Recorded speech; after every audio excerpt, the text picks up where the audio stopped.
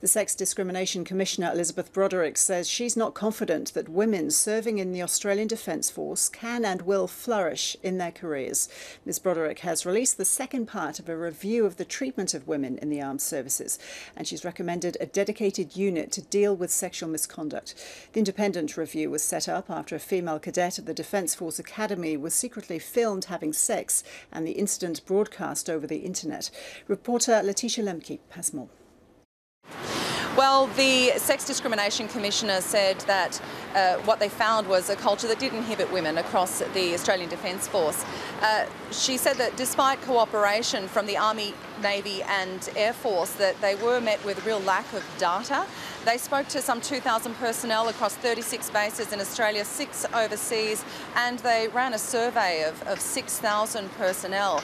And from that, of those interviews and the surveys, were able to hear some fairly alarming stories, and this is what the Sex Discrimination Commissioner Elizabeth Broderick had to say.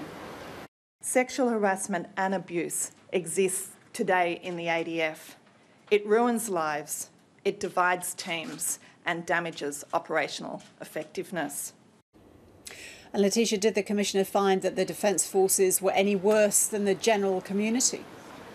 No, well, actually what the sexual harassment prevalence survey did was for the first time provide data that allowed the ADF to be compared with other workforces, and those results really were on par. 1 in 4 Australian women in the workforce report dealing with some form of sexual harassment.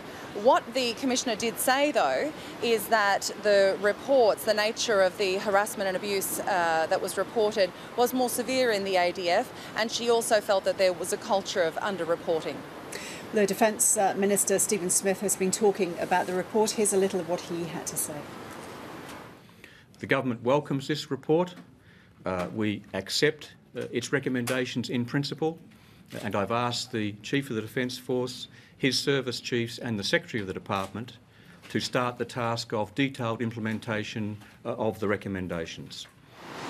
Stephen Smith there. So, Laetitia, Elizabeth Broderick has recommended a dedicated unit to deal with misconduct within the Defence Force. How would that work?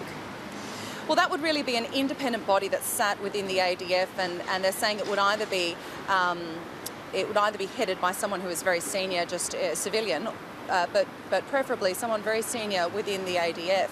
It would be called the Sexual Misconduct Prevention and Response Office, really modelled on what the US does there, and that would look at creating or developing an ADF-wide prevention strategy, really focusing on data collection and also establishing a new reporting regime which would deal with that underreporting issue, meaning that people who were victims were able to go and make unofficial complaints and still be able to access some of those support services. Laetitia, thank you.